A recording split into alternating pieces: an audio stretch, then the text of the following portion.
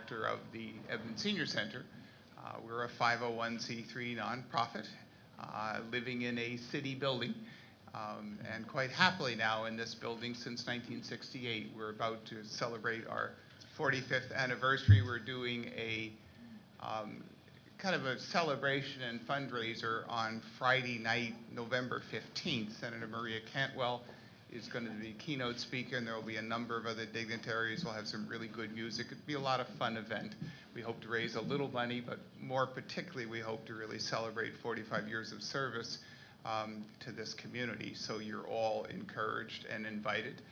I would like to recognize a number of people connected with the center, although some of them are here in a different role in their board of directors role. But we have a number of people from our board. I saw Roger Hertrick, who's back here. Roger is on our board. Dave Page is on our board. Adrian Fraley-Moniz is on our board. And I'm forgetting someone. Alma Otomo, who will get introduced in another way on our board. I think I'm still missing somebody. Steve Bernheim. There he is over there, Steve. And we also have some past board members, Evelyn Wellington, who's here, longtime member of ACE. So we're delighted to see you all here. My job is really to welcome you, so welcome to the center. We're delighted to have you here this evening.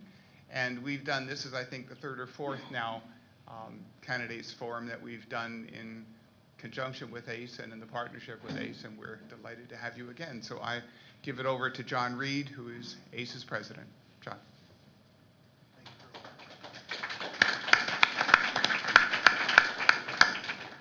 On behalf of the Alliance of Citizens for Edmonds, I would like to also welcome you to the fourth City Candidate Forum that we have sponsored for each local election year since 2007.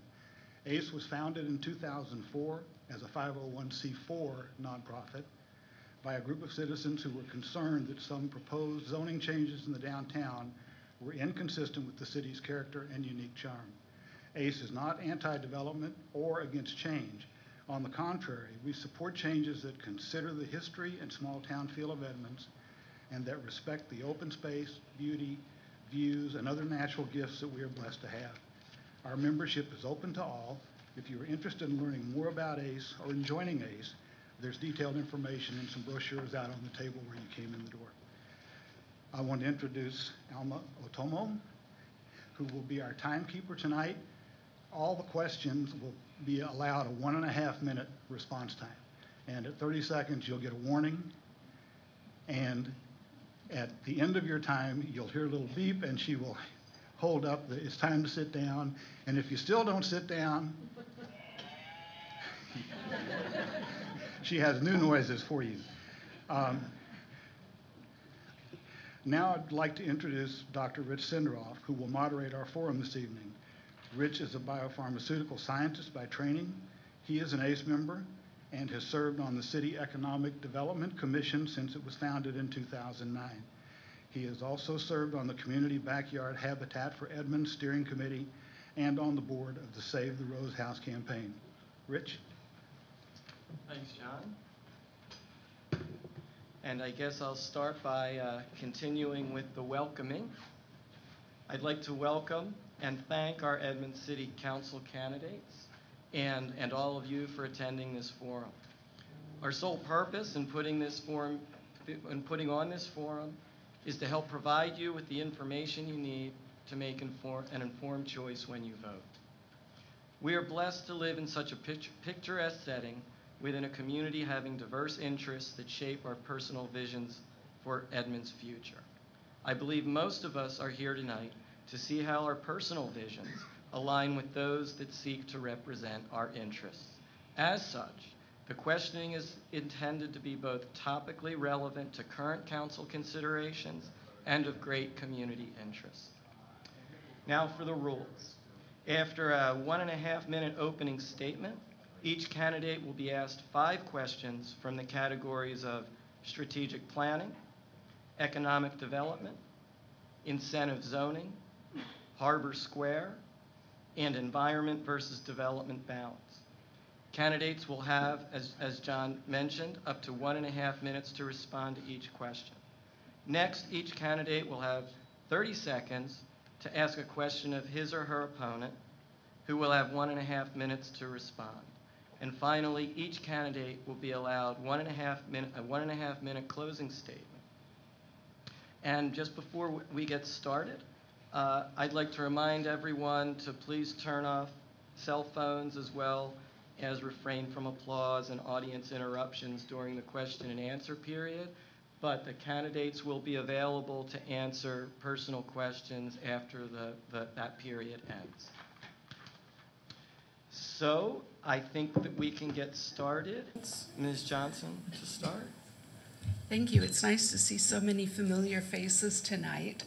I'm Kristiana Johnson. I am the incumbent, and I think that we all agree that we love Edmonds. About that, there's no denial. And I'm fortunate that I grew up in Edmonds. This is my hometown. I went to school here K through 12. And I'd like to share just a few values that I had growing up. One of them is hard work.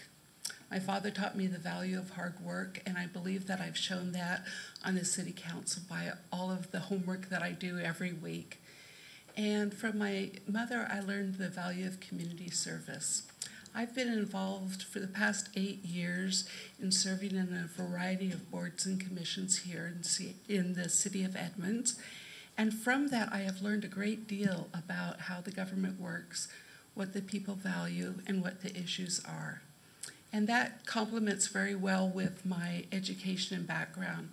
I'd like to say that I have the knowledge and experience to do the job, and I have proven that. There are 3 areas that are of particular interest to me. That's transportation, land use, and the environment. This is where I've built my career. This is where I've done my work. This is where my education has trained me, and I'd be very happy to continue to represent you on the City Council and ask for your vote. Thank you. Hi, I'm Randy Hayden. Thank you for attending this event. I'm a longtime homeowner and business owner here in Edmonds. Even when I didn't live here, I was always just a short drive from here. My wife and I are very involved in giving back to Edmonds and the surrounding area. We teach Sunday school. We are in charge of the marriage ministry at our church. We believe that strong marriages are the backbone to a strong community. We have done community service at the Shoreline Senior Center. I have coached 10 years through the Snow King Youth Club. Currently, I'm roughing soccer games there, and the money I make, I donate right back to the youth club. I've served Thanksgiving and Christmas meals at the Everett Gospel Mission, and I've headed up toy drives at Christmas for the children there at the Women's Shelter. I'm also on 3 different boards: Snohomish County Alcohol and Drug Advisory Board, Mustard Seed Ministries, and We Surround Puget Sound. I'm running for City Council because we have serious issues that we are facing here. 1, our building height issues. I would like to see Edmonds keep our small town charm that we have become so famous for. 2 is public safety. The main job of our elected officials is to keep people safe. Police, fire, and medic services will be my top priority. And 3, the financial health of our city. As a small business owner, I know the importance of maintaining a business-friendly atmosphere. Thank you. Okay, and we're going to begin with our incentive zoning question. Mr. Hayden, you'll be the first to respond. Again, for the audience, incentive zoning establishes baseline zoning requirements, but offers developers allowances such as height bonuses, parking flexibility, fee waivers or reductions, and permitting priority in exchange for public benefits such as affordable housing, open space and recreation, utility enhancements, historic preservation, and increased environmental protection. Do you consider incentives intended to provide a return in terms of public benefits for potential zoning accommodations a viable approach to bridge divides between future development and community values? If not, why? If so, how might you apply this to Westgate, considering the unique attributes of this business district and surrounding neighborhood? Please distinguish between required benefits and optional benefits. Well, the benefits I'm a little concerned because it leaves a whole lot of gray area there. I'm one who likes to see nice clear lines in issues, and with these benefits there are no real clear lines. The Westgate project, I'm a little concerned with what's being proposed there. The build-outs right onto the street, it will not allow us for any expansion in our traffic lanes there if we feel the necessity to put in, say, right-hand turn lanes there, or even bike lanes. With what they've got proposed there, they're building right out to the street, which would really, we need to look long-term into these plans, not what's good 5 or 10 years down the road, but we need to look 20 and 50 years down the road.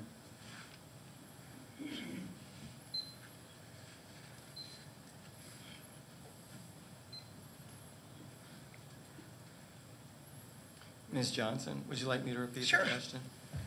Do you consider incentives intended to provide a return in terms of public benefits for potential zoning accommodations a viable approach to bridge divides between future development and community values?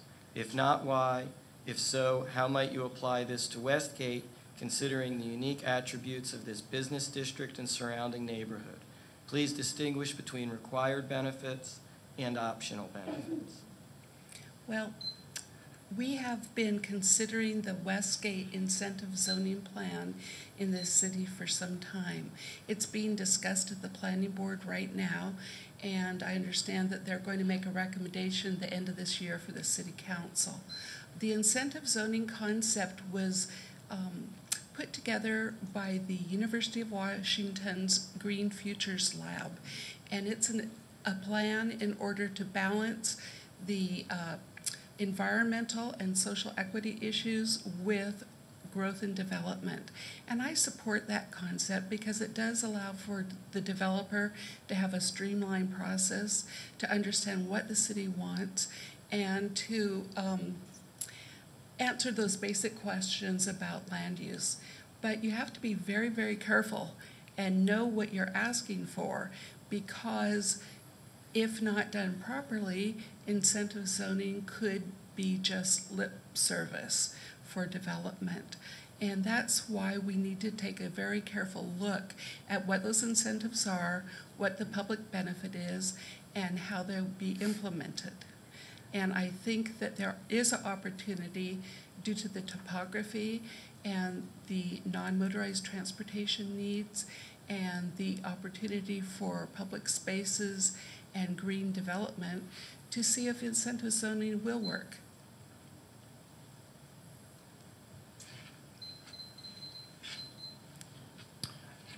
Okay, the next question will be on strategic planning, and Ms. Johnson, you'll be the first to respond. In April of this year, Council adopted the Strategic Action Plan, which was based on broad community input. What 2 or 3 plan items will you advocate for, and what steps will you take to ensure that the strategic plan becomes efficiently implemented? Are there any instances where your personal beliefs take precedent to public opinion, and what are they? Well, I'm very familiar with the strategic plan. I was on the committee that selected the consultant, and I helped shape that plan and attended all of the meetings. But there are 80 actions in the strategic plan, and it's a little difficult to remember what they all are. But the most important one, I think, that I would like to advance is the concept of budgeting by priorities. We have a unique situation this year because we have a surplus of revenue, and I want to take that budgeting by priority concept and the strategic plan and compare it to all the budget to make sure that we are implementing those items that are identified by the citizens of Edmonds. There are some other issues, if I have time, that I could talk about. All right. There were very high priority for the Harbor Square development and also for the Salish Crossing. And I'd be very interested in seeing how the city can pursue development there, which is environmentally sensitive and economically that provides economic development and enhances the city of Edmonds. I think it needs to be done in a very cautious manner. Thank you.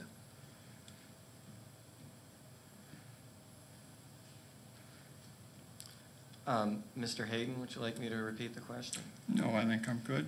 Okay. Well, I agree with Kristiana on that. The spending by priorities is really should be at the very top of the list. You know, everything needs to be prioritized as far as where the money is spent. And I think second, following right underneath that would be the elimination of wasteful spending, which we will go through as we get our priorities in order.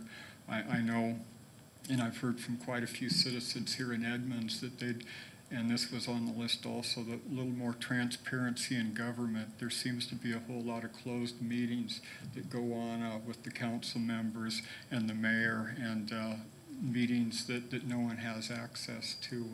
And I really think this is something we need to bring a little more transparency in our government here. And I'd also like to see us move ahead with the 4th Avenue redevelopment plan, which would bring some real nice development in the 4th Avenue corridor, you know, bringing more arts and some small businesses. So I think that's actually 4 items, but that's where I would start.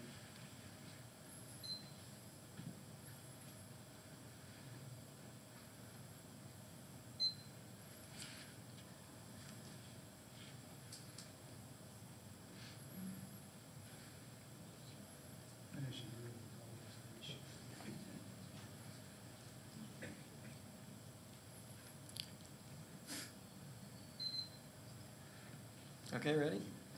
And the next question will be about Harbor Square.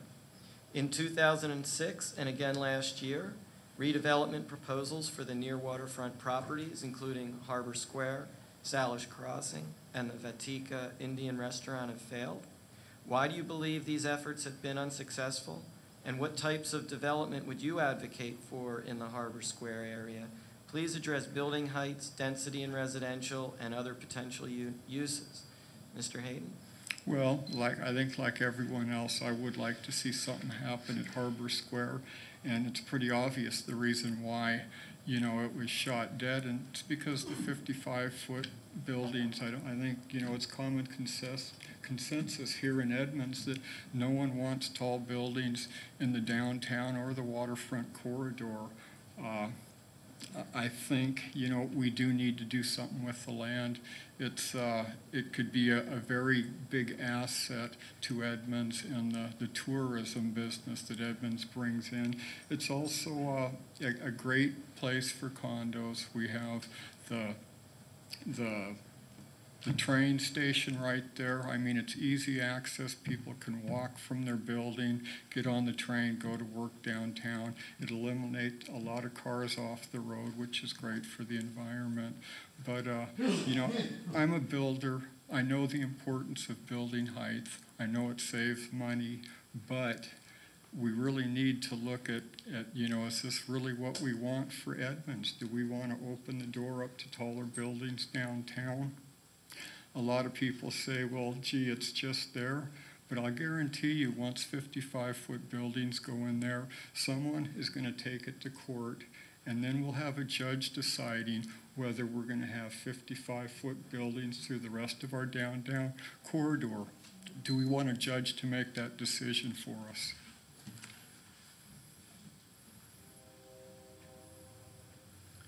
Ms. Johnson?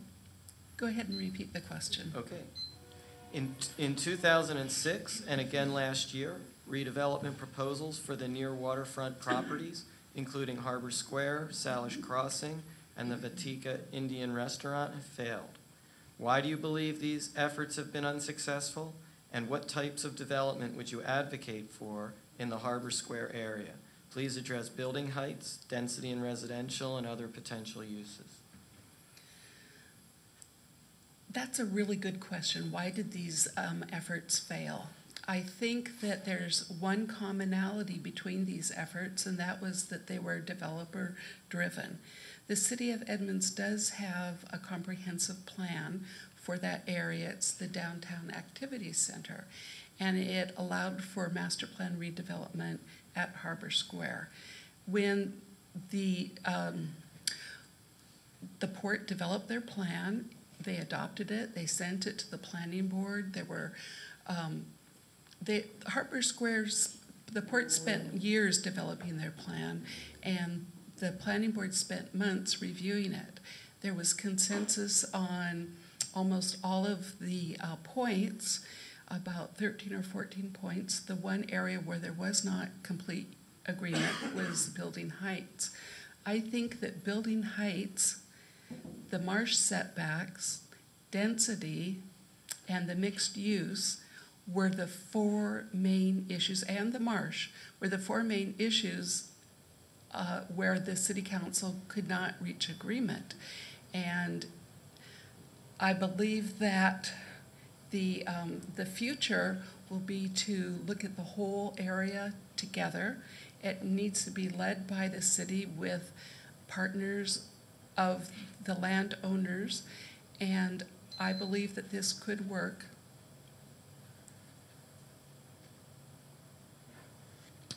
Okay, and the next question will be environment versus development balance. And Ms. Johnson, you'll start with this one. Okay. Edmonds is blessed with valuable open spaces, including beaches and intertidal marsh wildlife sanctuary, streams, and other natural areas, as well as views, especially in our downtown bowl area. This is offset by the need for economic development that supports a sustainable economy and funds city services. Factors associated with pedestrians, cars, trains, and ferry traffic, safety, and tourism come into play. Describe what you believe is the proper balance between these two competing priorities and why. Well, it's my belief that you can't do one kind of planning without the other. Looking at only economic development may leave the environment out of the picture. And looking at only environment may leave economic development out of the picture. I believe that there needs to be a balance. And the way that that can be achieved is by working together.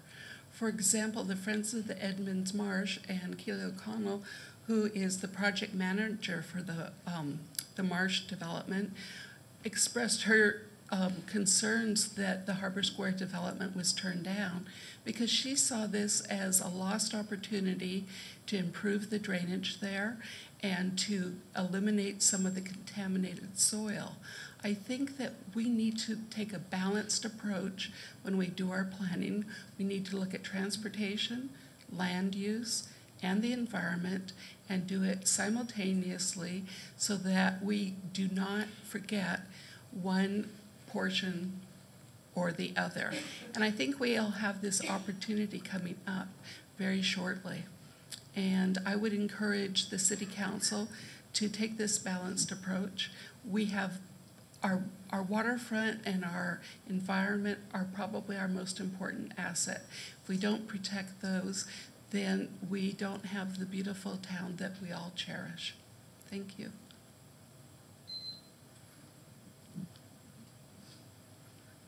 Ready? Mr. Hayden? Well, I also think that this is a very balanced type, like Kristiana said, you can't be all for developing, and because then you turn your back on the environment and so on with the environment. I do believe that a lot of our development should be focused, away from these environmental sensitive areas. Development up on 99 corridor is really good. I was having coffee with the mayor a couple months ago, and at the coffee shop, a guy said, "I hate to interrupt you, but can I show you what's going on in your city?" And he had a picture he had taken just an hour before of two deer standing in front of the Harbor Square sign. We have such a nice environment here, with the waterfront, the types of animals we have here. I have coyotes that run past my house sometimes. And we really need to be sensitive to these issues. And like I said, development is good, but only if it's done, with the environment in mind and done where it's not going to harm any of these very sensitive areas that we have here.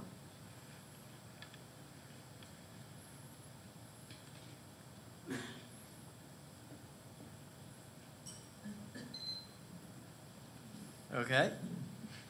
And our last question, or our last question before you get to ask each other a question, is on economic development. Please provide 2 or 3 specific economic development steps that council has the direct authority to undertake, excluding increased residential development and raising building heights, that you would promote as a council member to generate additional revenue for the city. Mr. Hayden? Well, like I just finished saying, I think, we need to really focus up on 99 as far as development. I think before we get too carried away with developing down into Edmonds itself, we have to deal with the traffic issues to get in and out of Edmonds. I don't know if you people here are ever up on 205th getting off the freeway at about 5 o'clock in the evening. Sometimes you can't even get off the freeway. The traffic is so backed up. So I think before we get too concerned about developing, we need to handle our traffic issues first. Something I would like to see us focus on in economic development would be to focus more so on our tourism here. I would like to see some stuff done to make us even more tourist friendly, and part of that is getting our traffic underhand also, because a tourist isn't going to come here if they can't drive here without spending 20 minutes from the freeway to downtown Edmonds. We need to focus on long-term tourism too. I would like to see us give some tax incentives to stimulate some bed and breakfast to get people here for more than just a couple hours during the day.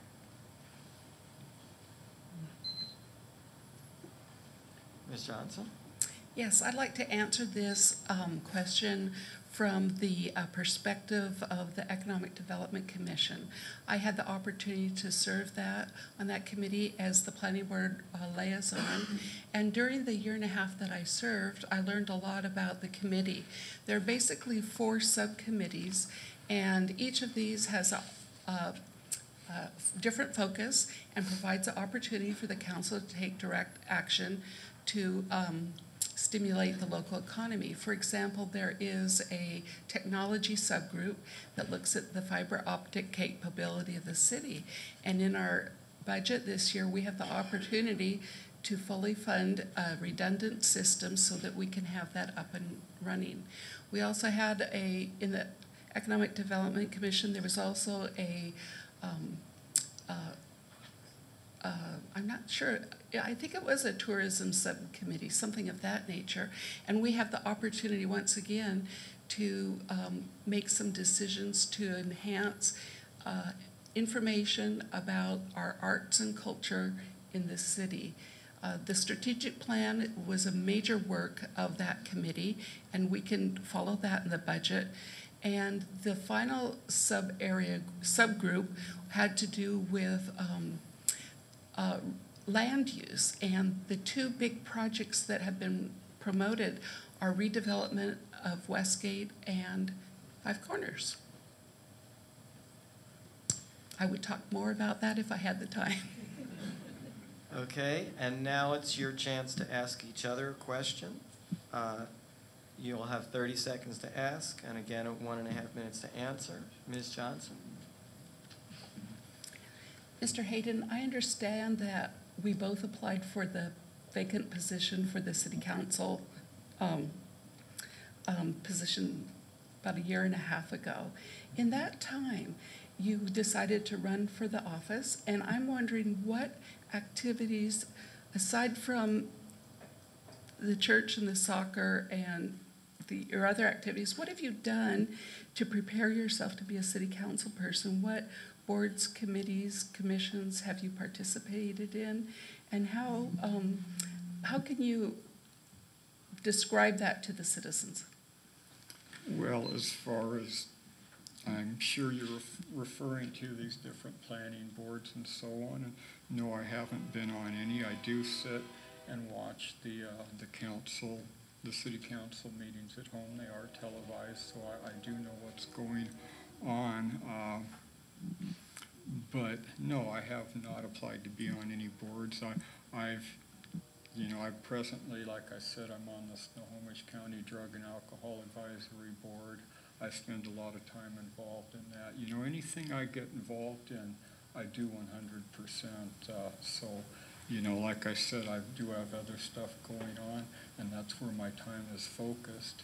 If I'm elected to city council, it will get my 100% focus, but I'm not going to neglect these other responsibilities I have at this point until if I am elected, then I will have to turn down my position on some of these other boards.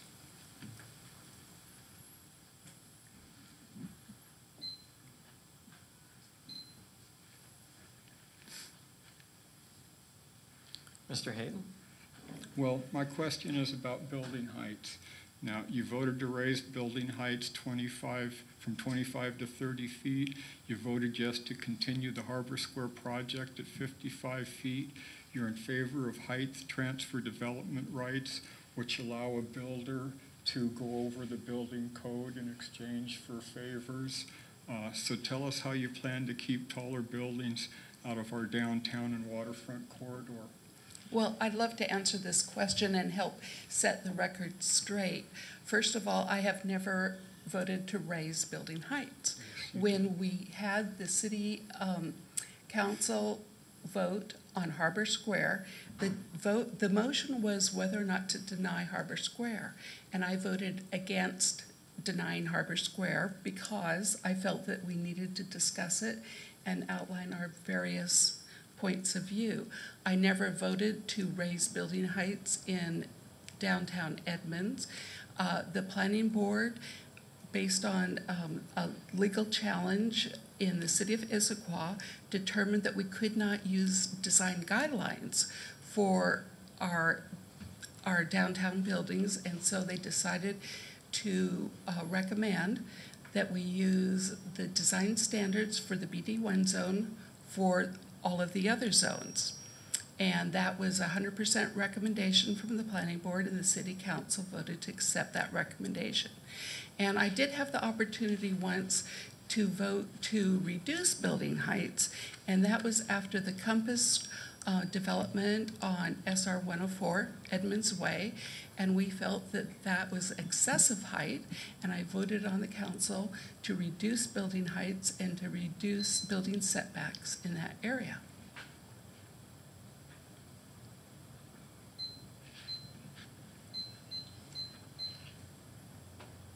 And that wraps up our question and answer, but now you have an opportunity for a closing statement. Mr. Hayden? Okay, as I think you can see, I have a plan and a clear vision for Edmonds. Public safety, number one. The financial health of Edmonds through good business policy to create a good tax base. And three, keeping our small town charm. We need to stay focused on the things that have worked for us. Our cultural arts center and bringing more arts here through the 4th Avenue Development Plan. And our great park system. This is what brings people to Edmonds. This should be our prime focus for the downtown and waterfront area, not big development projects. My opponent doesn't have a vision. Her vision is the result of a coordinated vision that involves many levels of government. Those are her exact words on the article written in the Edmonds Beacon. Do we really want people in Olympia, or worse yet, Washington, D.C., to tell us what their vision is for our city? Let's let the citizens of Edmonds decide on what happens here. That's why I ask for your vote. A vote for Randy Hayden is a vote to make your opinion count. Thank you. Ms. Johnson? Yes.